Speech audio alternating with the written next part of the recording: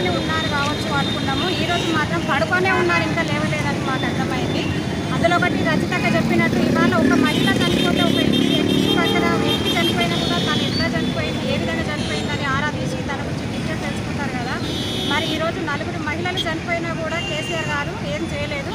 అలాగే ఈ కేసీఆర్ని ఎలా అయితే ఈ పదవి నుంచి రాజీనామా చేయమంటున్నామో ఆ రోజు ఆపరేషన్ చేసిన ప్రతి ఒక్కరు కూడా రాజీనామా చేయాలి. వాళ్ళకి అసలు ఆ పదవి అనేది ఉండదు. వైద్యం అనేది మళ్ళీ ఇంకొకరికి వాళ్ళు వైద్యం చేయకుండా కావాలి. ఇంకో డాక్టర్కి కూడా బుద్ధి రావాలి.